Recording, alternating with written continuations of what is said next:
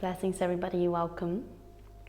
I'm going to play around with today's video.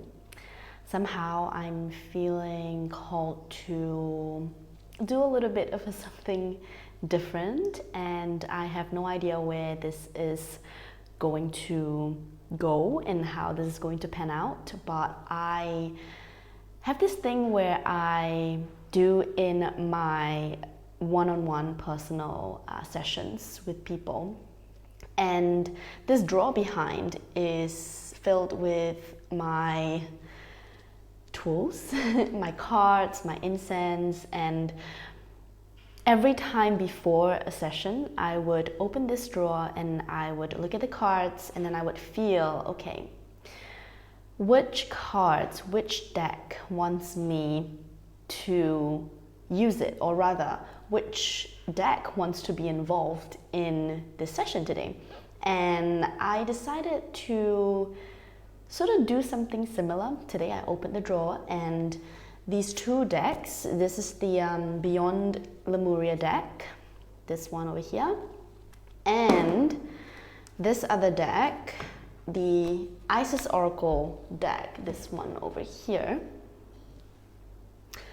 decided that it wants to come and join this session. So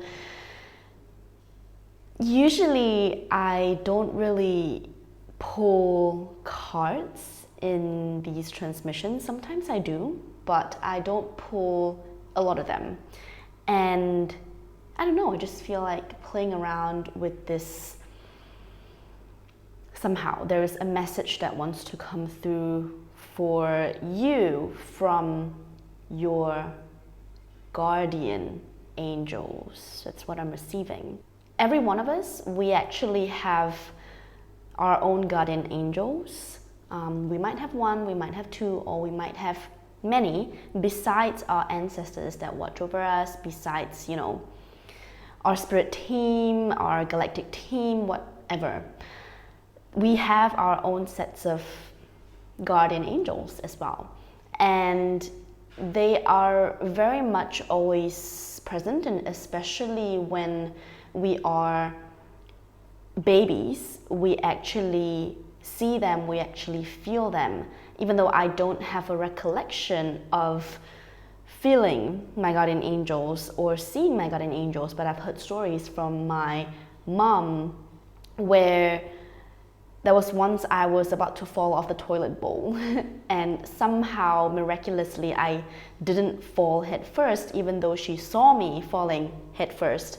But she said when she recalled that memory, it's almost as if someone held me and placed me upright and I landed on my bum instead of my head.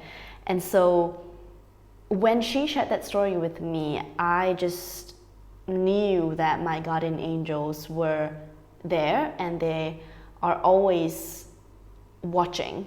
They're always watching me, and that they're always protecting me. So I feel like this transmission is coming through from your guardian angels, and that they have a message that they want to share with you today, and also other beings which will come through as we go along. So let's get started. You can listen to this while you are driving, or while you are, I don't know, cooking, washing the dishes, whatever it is. You can play it in the background and just receive the transmission, the energetic transmission of this. The words that are coming through here, the cards, all of these things are less important than the energetic transmission of this that is flowing through me to you right now, that is beyond time and space. So all of these words, what you're hearing, what you're seeing, the visuals, they are just interacting with that part of our brain that sort of kind of like distracts it, so that our subconscious can receive the deeper layers of these transmission. So let's just tune into our energies right now and tune into our team, our guardian angels. And just open our hearts up to receive, to be open to receive the messages that are coming through for you right here, right now. Whether you think you are ready to receive this or not. On a higher level, you are. And you might or might not understand exactly what certain messages mean, but that doesn't matter, because that energetic imprint is going to be imprinted into your field, and when the time and space is right, that is when it will unfold and be revealed to you. Just gonna pull some cards and put it in front of me. Feels like this wants 3 cards to come. Ooh, oh wow. Okay. So, 3 cards that I pulled from the Beyond Lemuria deck.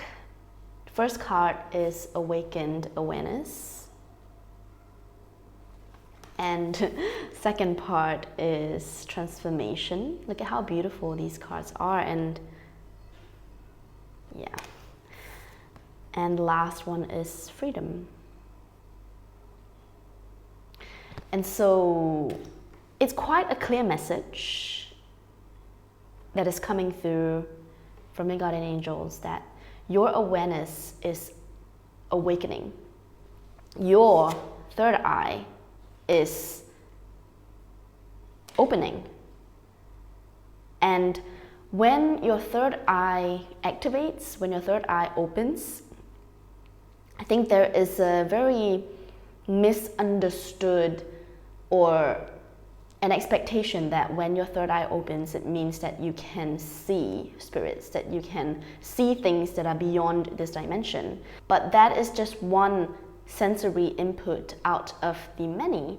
And when your third eye opens and activates, it can also translate to more heightened sensitivity, to more heightened intuition. And so it doesn't just mean seeing things that normal people can't see.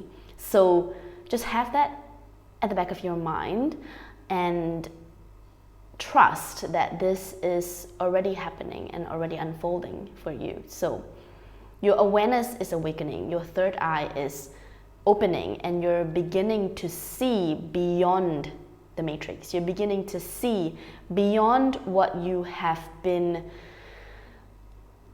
I guess, what's the word? How I feel it is like this experience, or rather society and what we're seeing on the media, what we're seeing around us right now, is very much,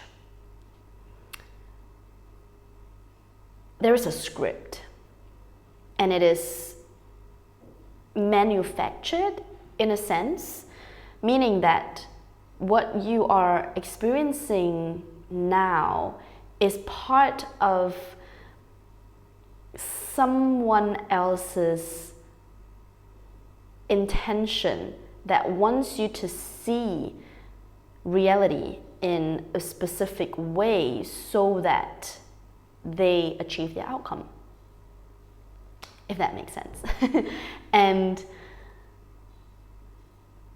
you're beginning to see through this illusion. That is what it means on a deeper level, that your awareness is awakening, that your third eye is opening, because in your inner vision in quotation marks, because it doesn't mean seeing. Some people don't see, some people just feel, some people sense. Some people just know that there is more to what you're being told to believe in. And so that is slowly unraveling for you. And for some of you, that might be like an explosive awakening, or it might be a very gentle awakening. So awakening varies from other people. And don't compare your experience to someone else's experience, because that is just not. It's not a like-to-like comparison, and it's not fair to compare in that way, and there's no need to compare because you are on your own unique journey. And with this awakened awareness, you are transforming. There is a transformation that is happening in your life, and that is slowly shifting. It's like an undercurrent that is slowly moving the tectonic plates, and that as it moves and plates collide or converge, it comes to a point where there is so much energy that is sort of focused on one point. There's so much energy just built up at one point where the release has to happen.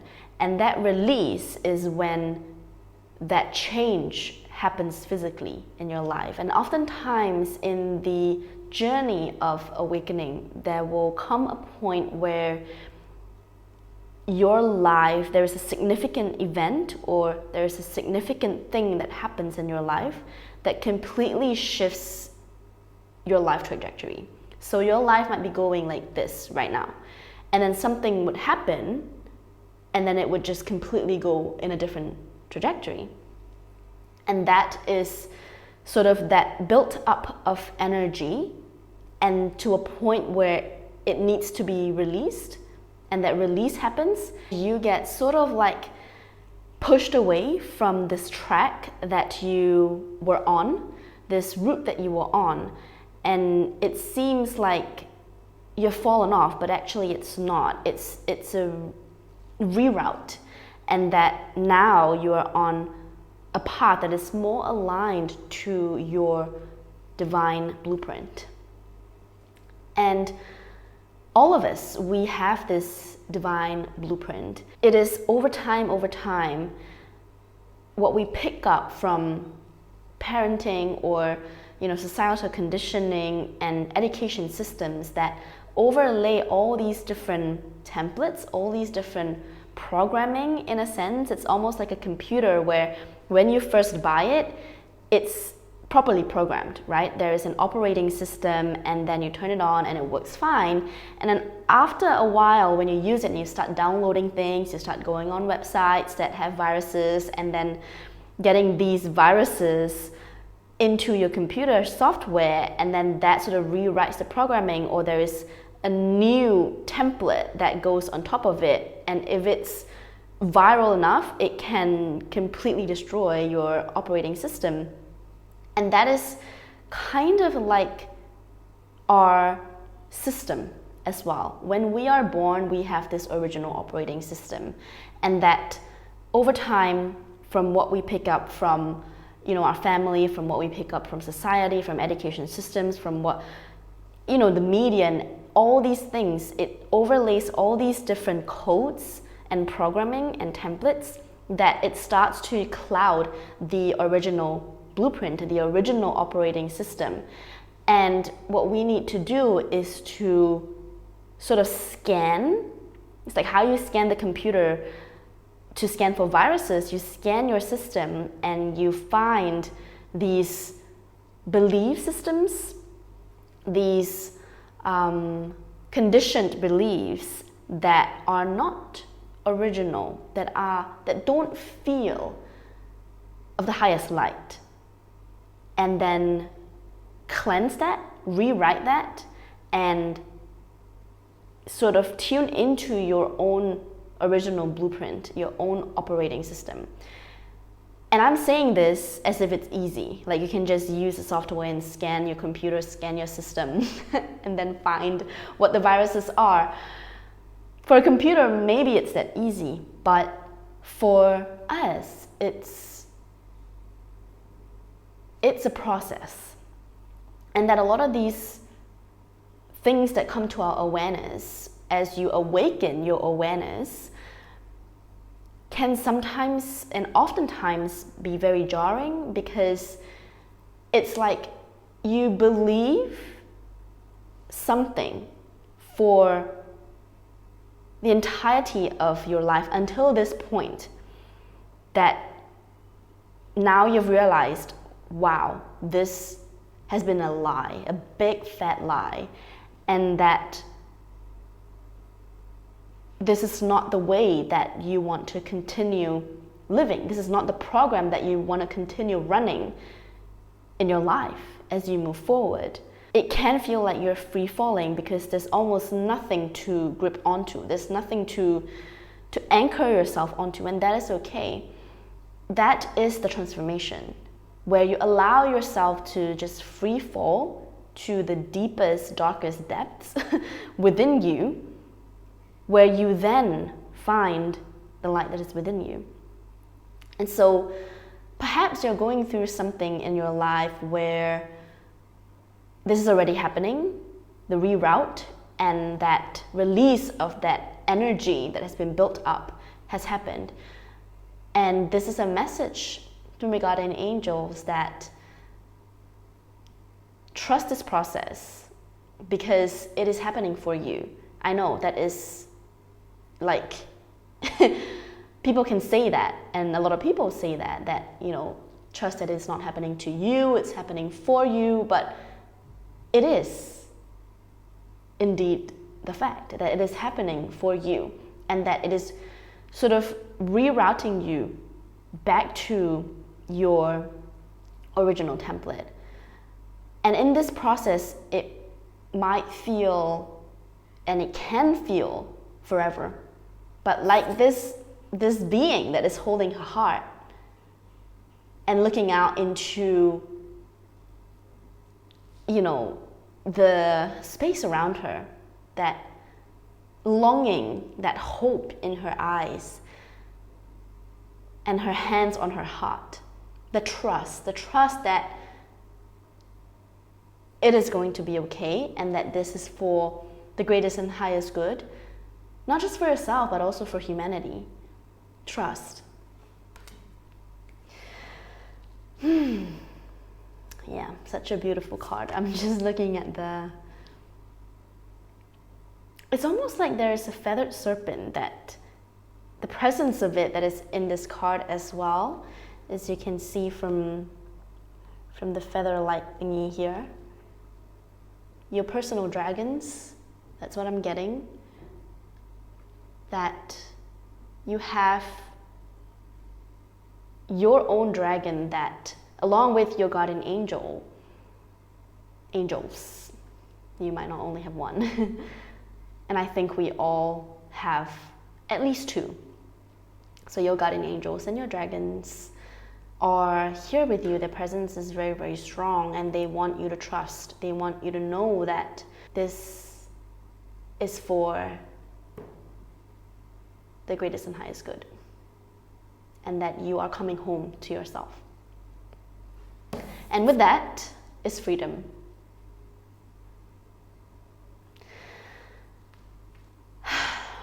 This card, freedom, and this dragonfly. And look at those eyes. Look at those eyes and the wings of the dragonfly. It's like all your ancestors are watching you, and that they're watching over you, and this is the freedom that they never had. Or rather, they had in ancient times, but it has been taken away from them. And that now you are taking that power back. And it first starts within. You take that power back within yourself. You know, instead of blaming our ancestors and thinking, why didn't they do the work? Why did they leave a bunch of stuff for us to clean up? It's not their fault that you have certain traumas. It's not their fault that you view money in a certain way, that there are certain belief systems that is so hard to release because it's passed down generations after generations. We have to acknowledge that in those times, they are basically fighting to live. A lot of them have went through very tumultuous times, periods of war, and literally might not even have food on the table. That is their worry. They might not even have a roof above their head. And what they can focus on is to just survive, is to do whatever they can to survive. And being born into this time, it is such a blessing, and it is such an honor to be awakening as well, and to be called to do this work that is within you, this inner work, because really everything happens within first. It's not about healing someone else. It's not about, how can I guide someone? If you haven't done the work inside yourself, if you haven't went through that shadow work, if you haven't went through your own healing process, if you haven't guided yourself, then how do you embody that and assist and help someone? And you're not helping them do it, you're guiding them. You're walking side by side with them and shining that torchlight in front of them. You're not telling them where to go, but you're shining that light. That is your light. Your light lights up the path that is ahead for them. Not the whole path, the path that is just right under their nose. And that often is the case in life, where we don't see the whole path because it's not meant to. It's not set in stone. And that what we can see is the next step. What do I feel called to do? Where do I feel called to go? What is the next step for me?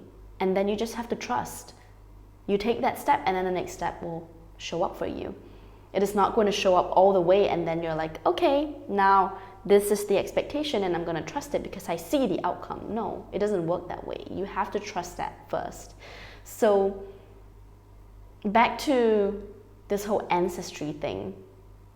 We're born in a time and an age where we are blessed to be able to have the resources and literally the resources, the platform. There were no YouTube in the past. There was no mobile phones in the past. There was no WhatsApp, these apps that you can just text and connect with someone from across the world. There is no such thing. All they had was just them, their family, and their community, physical community where they lived. And the accessibility to this knowledge is not as high as it is now. And in the past, it's literally accessible only if you are in that community physically. And then you receive that knowledge, and then you receive the teachings. But now we literally can just go on YouTube and search a meditation or search a topic, and then a bunch of people talking about it, and you discern. You need to discern for yourself who feels resonant to you to listen to. That wasn't even a thing in the past. Like, it wasn't even such a big thing. And that now with so much accessibility and more openness, that is when that information exchange is so much more, and that we can learn from others, and that we can have the opportunity to then use these teachings, use these techniques, use these things, tools to help our own self. And then as we do that inner work ourselves, that is when we heal generational trauma. That is when we heal our ancestry line. So as you do that for yourself, you are liberating yourself, and you're also liberating not just yourself, but also yourself in the past, your ancestors, and yourself in the future. And past, present, future is just an illusion. Everything is literally now. Like everything is happening now simultaneously. It is just in a different frequency. When you do that work within, that is when it affects all these different parallel timelines, whatever you call that, parallel universes, frequencies, lifetimes. And so there's a very strong liberation energy that is here, because there's a lot of suppression right now, things we can say, things we can't say. And coming back to the first point that I mentioned, that the media and, you know, just the education system, there is this whole thing that is sort of trying to focus our direction in one specific thing, or in a specific way, to think a specific way, to believe specific things. And it's like manufactured, it's being programmed in a way to program us. And it's literally like the Matrix. It's like a hologram that I'm seeing in my inner vision right now, where you've been in it for so long that it's just your reality. And then now it's shattering. You're awakening and you're seeing through this. And then that transformation is happening. And then the freedom is the light at the end of the tunnel. Okay, so you're going through a massive transformation. You're awakening. You are going through a massive transformation, and you're liberating yourself from all of these programs, conditionings, belief systems, whatnot. And you're paving your own way, and this way will then pave the way for others as well. It is not the way for others to follow, but more so you are an inspiration to walk the path that is less taken.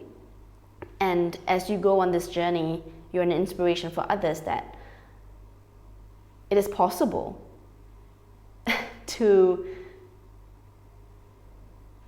it is possible to walk your own path. I guess that's the message. Okay, so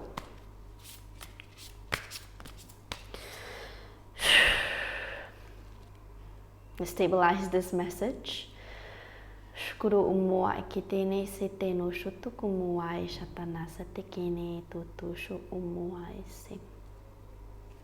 now from the Isis deck, I'm gonna pull 3 cards,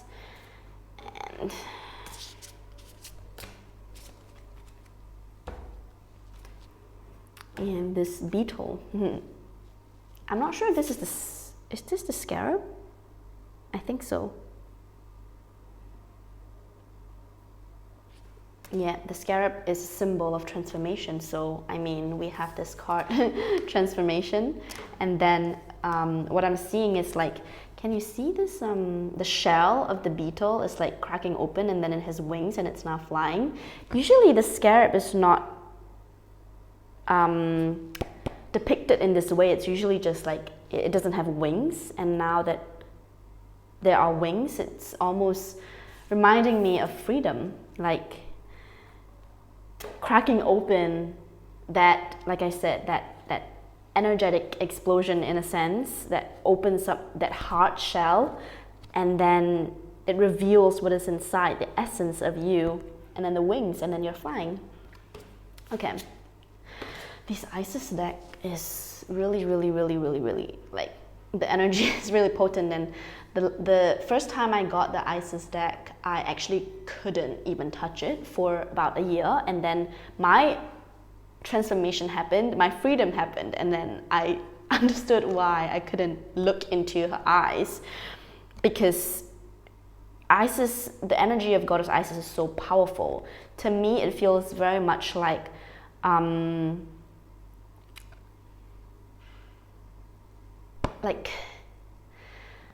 do I, like Shiva, like Kali, and also like the phoenix rising from the ashes. It's like this destructive energy, but the destruction is not intentional on her end. She doesn't just go around destroying things, but more so because she's so in her truth that when she walks into the room, everybody that is not in their truth cannot even look into her eyes, because it triggers something within them so deeply that it's almost like you can puke, and that her presence itself, her energy itself, can literally just blow up things that are not in alignment with you, that you know, like deep down you know, but or your subconscious knows and you consciously don't, and then it brings it up, and it just it just has to get released in your life. Otherwise, I mean, there's no otherwise. Okay, so Goddess of 10,000 names, endless emanations of the priestess. This is the first card. Honestly, I don't even know how to decipher these cards because the energy is just like, whoa, and also the artwork is so intense. Okay, and then we have the second card, which is power over 7 scorpions, the power to conjure lower vibrational forces. And then the last card is divine destiny, the path of the divine warrior. Sorry. So from this card, Goddess of 10,000 names, it just feels, it's funny that before I even opened this card, so I talked about Kali, and then I talked about Goddess Isis's energy, feeling like Kali, feeling like Shiva, feeling like who's that? What's the last one that I mentioned? Oh, the phoenix rising from the ashes. It's funny because that was the reason why I was very confused when I first started to feel Goddess Isis's energy. A lot of what I was feeling wasn't really the mainstream idea of who Goddess Isis is, and what she represents. And so I thought I was tuning into different frequencies and mixing them up. But now I realized, and this is a sort of an extension, that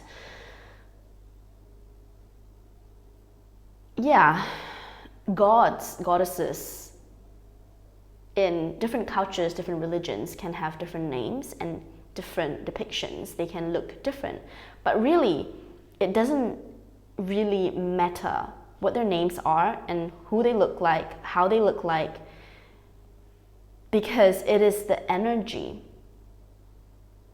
that is coming forth, and the names and the physical representation of Goddess Isis, or not just Goddess Isis, but gods like maybe Guan Yin or Tara or Shiva, Jesus, all these people, beings, they have a name and they have a way that they look, because humans, we, in this physical dimension, in this physical body, in this 3D, our brain kind of needs these structure, right, to then understand certain things. If we don't, and we just say, oh, they're just light, it's hard for the brain to comprehend. And that's not really the purpose of why these energies are coming through, because they're coming through to teach us something, right? They're coming through because they want to convey something. They want to sort of bring forth a transmission, whatever that means. And without this sort of mode of delivery, a name, and a physical, look, it's hard for humans to then understand. So they want to be able to relate on a level, which is why, when we talk about galactic beings like the Pleiadians and the Arcturians and all these beings, and people have different representations, how they see and how they draw, they vary slightly. Some have commonalities and some don't. It's because it relates to our I guess frequency and also our culture, and there's a lot of factors that sort of come into play. And so it doesn't mean that if you see or feel into something that is that looks different from someone else's description of it, it doesn't mean that yours is wrong. It is the essence that is coming through. And even then, each of these gods, goddesses, deities, ascended masters, whatever, they come through and they teach you what you need. And so just trust that and receive that for yourself.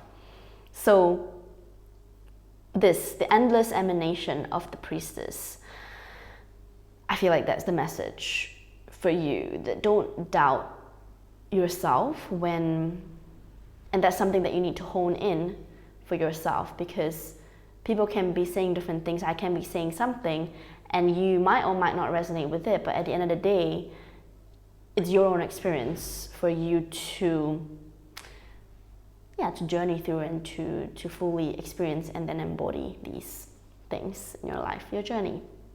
Power over 7 Scorpions, the power to conjure lower vibrational forces. This is almost like the alchemist. Like you're an alchemist and you're able to work with this almost like dense energy. Well, not dense, what's the word? Dark energy.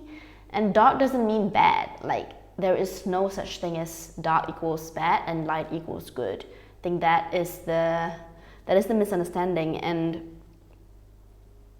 have the power to alchemize all these dense, heavy stuff and sort of bring it back to its original template. I'm trying my best not to say bring it back to light, because then there again is that comparison, and sometimes we need that, right? Because again, in this dimension of duality, of polarity, physicality, these things need just these words and these comparisons needs to happen in order for people to understand. But anyway, yes, alchemizing these dense, heavy stuff into its original template, original blueprint, and then like send it back out into the universe so that this energy can be recycled and then used for other purposes. And this card is very much in relation to your life right now, because you're going through a transformation, and that this transformation is almost like it's bringing up a lot of heavy stuff, and that this is a reminder that you can turn your pain into power. You can turn your pain into purpose.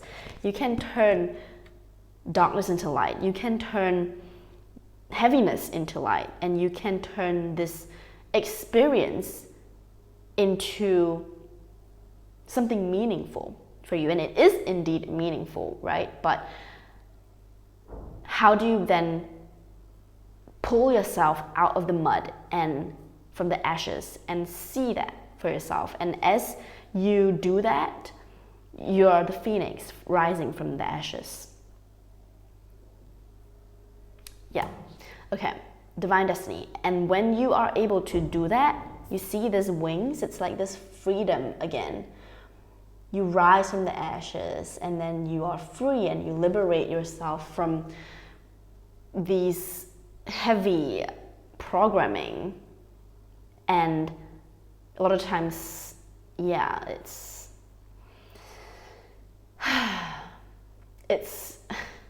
trying to take our power away from us. It's trying to limit us so that it's sort of like it creates that fear, and then we just listen and we just conform, right? But now we're liberating from that. There is no more conforming to this bullshit that we've been told to believe in. Yeah, okay. So I feel like you know what I mean. Like, I'm not going into a lot of details because yeah, I don't think it's the video for it, but there's a lot of lies that we've been told. And I've been seeing this very, very clearly these days. So as we liberate from all of these things and come back to our divine blueprint, that is your divine destiny, the path of the divine warrior. Why warrior? I think the word warrior here has a very big significance because a warrior fights for the truth. Okay, and there are a lot of distractions and a lot of things that will come in our way as we awaken, as we are going through the transformation, as we're liberating from ourselves. There will always be these things that try to pull us back, into that viral programming of fear. That is very viral programming, and that you as a warrior, you're here to fight for your own truth, you're here to fight for your own light, and you're here to fight for the light and the truth of the collective. What does that mean? I think that is a very big sort of thing. It's almost like I have to fight for that. I have to go on these like protests, and no, you don't have to if it doesn't resonate with you. Again, it starts from within. It starts in your own path, where when you're on this journey, and for example, a family member of yours or someone that you love so deeply, your best friend perhaps of like decades, doubt you, and it is in those moments where you have to fight for your own grounds. And when I mean fight, I don't mean retaliate. Like, for example, someone says, I disagree, and then you're like, no, this is the truth, you have to listen to this. Like, no, it doesn't mean that way. It's not in a like aggressive way. It's just being silent and acknowledging that. And then it's more of that knowing that people around you, are sort of, their beliefs are sort of pulling you away from your center that you've found, the truth that you've found, that you've connected with. And it's so easy to just go back to, the old ways. But it is that unwavering groundedness into your own truth that you have to practice. I think there is I don't know, maybe there is, maybe there isn't, I don't really know, but at least in my journey, I have had the expectation before that, okay, if once I've done all this work and then I found this truth and then, balance all these things out, come back to my center, blah, blah, blah, then this is the default, that this is, how I'm going to operate in. It's going to be easy. And life is going to be just rainbows and butterflies. But no, because of the law of entropy, I think that is the law, where things just, how when you like clean up a room and then you organize everything, and then over time, like a couple of days, it just becomes messy again. That is a law of entropy, where things tend to, in simplified words, things tend to messiness. And that you need to use energy to bring it back to the organized state. So it's almost like, when you found this part of you, right? And this truth that is within you. And truth, there's no one right truth. Everybody's truth is their own truth. And the truth of the collective is the truth of all individuals, okay? So it is your role and it's your job and it's your practice to always come back to this truth, no matter what. When things come in and try to pull away, you need to use that energy to come back to your truth. And that is an ongoing thing. You can't expect that there will be one day where you're just here, unless you're a monk, you know, and you just go up and escape to a mountain and just meditate for the rest of your life. But most of us, and this is the tantric belief as well, the philosophy that yes, we can attain these states, but again, we're in this physical body, and that it is meant to be enjoyed, it is meant to be lived fully and with so much pleasure, so much love, so much enjoyment. Today I was just like sitting here and I was just like eating this toasted bread. And when I bit into that crunch and the taste, the explosion, it was just bread with butter. It was like nothing fancy, but that, I don't know, that feeling of fulfillment and bliss and like almost orgasmic. No matter how much money I make, how much things I achieve in my life, how big my house is, how big my car is, how luxurious my bags are, my clothes are, whatever, doesn't even come close to this simple thing that I bit into.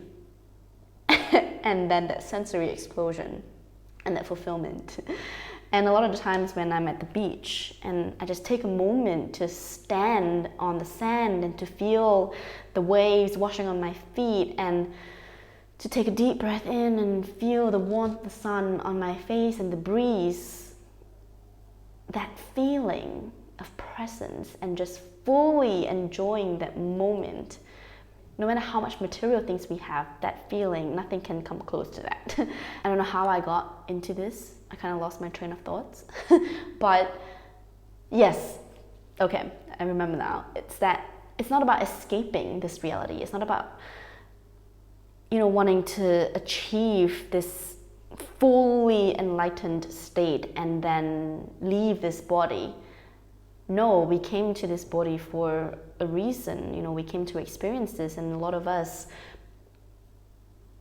we are here as light warriors, as grid workers, as whatever, you know, you want to call it, shadow workers. We all have our own part to play in this bigger awakening of the mass collective.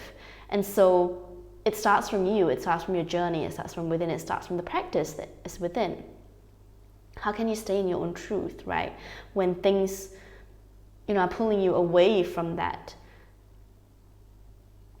How can you stay grounded into and rooted into and anchored into your own truth, this essence that is you, that is infinite and always there. Our physical body is not always here, but this essence that is within is always here, even when we leave this physical body. So, okay, I feel like that is it for this reading. I hope you enjoyed this little bit of a different, I don't know, style. Let me know in the comments below if you enjoyed it, what messages resonated with you. And something that was coming up very strongly when I was talking about this whole operating system thing is this I think it was a 4-part system recalibration that I did like last year, I believe. I was just guided to do this whole system recalibration, and that was when this whole download of explaining our divine blueprint, our operating system in like a computer-ish way came through, and there's a whole 4-part transmission on it. Each part we recalibrate something, light language, and then we work through, you know, certain prompts to help you reprogram, delete, rewrite these programming, these quote-unquote false programming that's been overlaid, and then to reboot the whole system back to your divine operating system, your original operating system. That is on my website. I'll link it in the description box below. If you feel called to do it, I highly recommend. And then the second way that you can work with me is through a one-on-one session where all the details are on my website. I will link it in the description box below as well. If you're still here and you have watched the full length of this video, thank you so much for your support. Thank you so much for your love. And I hope that this message, this transmission has been beneficial for you. Let me know in the comments below. And with that, I will see you in the next one. Blessings.